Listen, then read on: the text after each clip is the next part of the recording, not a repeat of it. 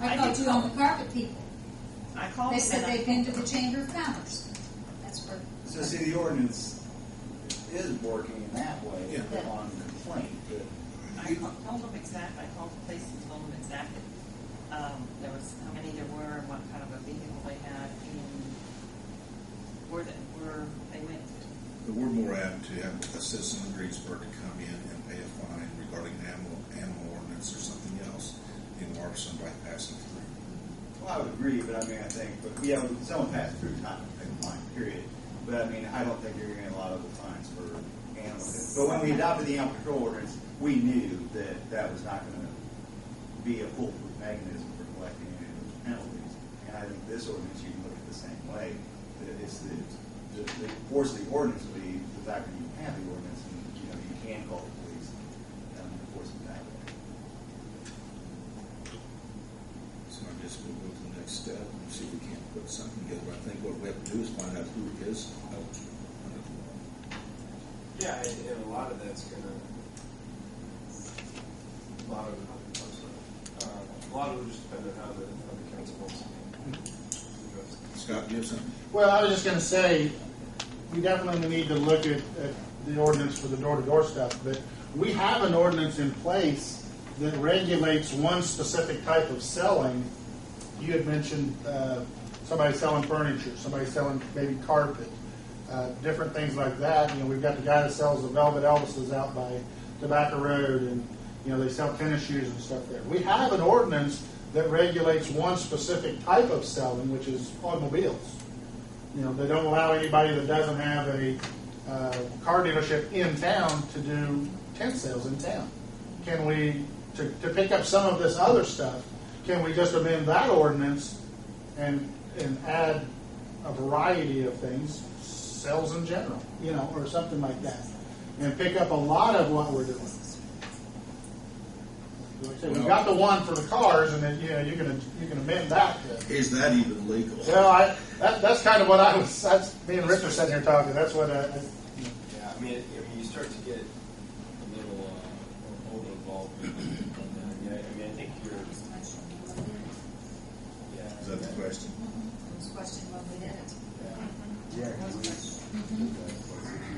When you talk about tennis shoes and the furniture and the Velvet Elvis, as he said, and they're selling. I don't have anything against Velvet No, Elvis. I understand. Okay. Just making a point here, Scott. You don't think we did that? I have to agree, yes.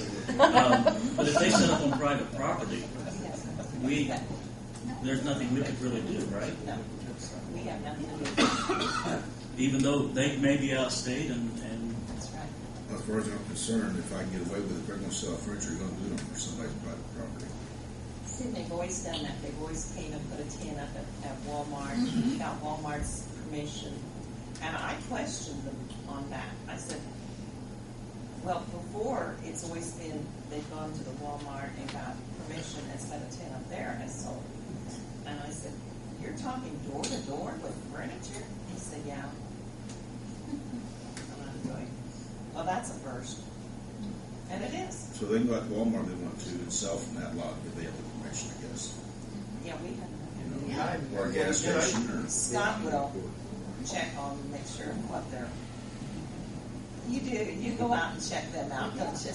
You know you do. Yeah. Yeah, he does. I just don't feel at ease turning police to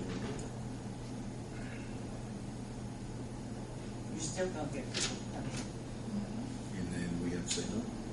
And whenever, if the police call me and say, do we have a permit for so-and-so? Well, if I have a fax it to them, they don't have a license or permit. And I just tell them, they don't, if they're not gonna come and get it, run them out. Because they give them the option to come and get it or leave it.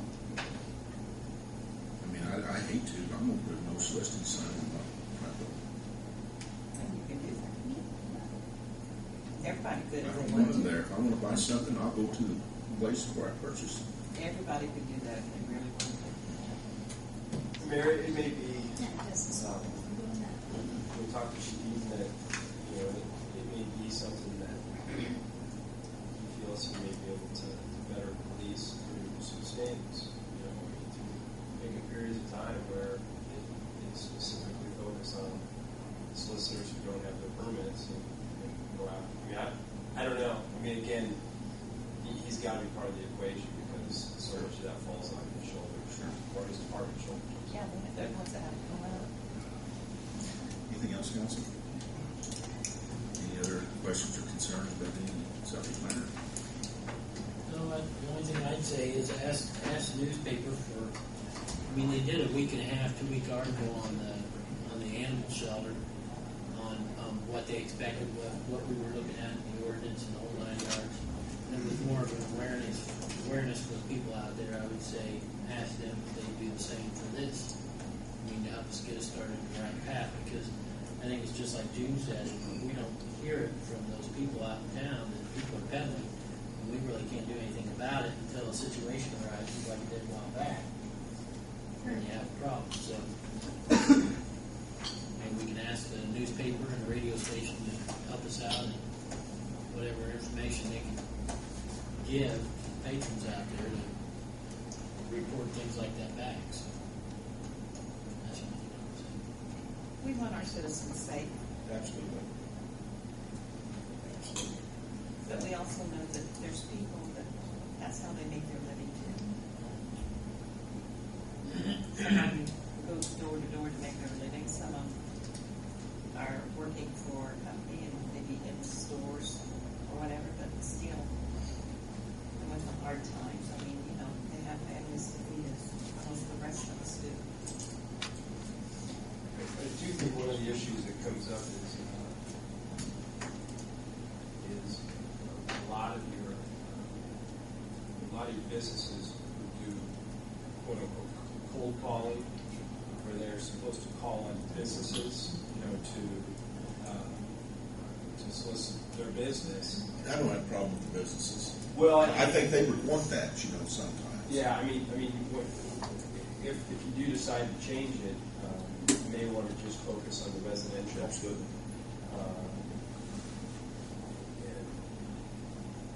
So that's just food for thought. I mean, Now, businesses, there's usually more than one person, in the immediate area where they're selling or dealing with people.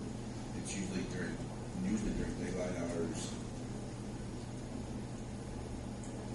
And on that, I'd like to open up discussion to the public for any questions or concerns. Anyone from the audience? I don't know. Yes, sir. I don't know your procedure or anything. You can address the council up here. I can? Sure. Okay. Just walk up to the podium Yeah. and state your name and your business. And Well, I've known you all my life. Or all your life. My name's Dan Mobley. I was born here and went to school here, graduated from high school here, went to college, and served in the armed forces during Vietnam era. I just got back. Pretty much I had to make a living in Florida my whole adult life because of what I do. I bought my folks' house on Broadway a couple years ago so they could have a house they wanted on Poplar. When I got my tax bill this year, it was kind of high, I thought, for a small house. But one thing I didn't realize when I closed on that house that I have a service-connected disability. And I would have gotten a tax break had I known on that. So I just really thought, looking around the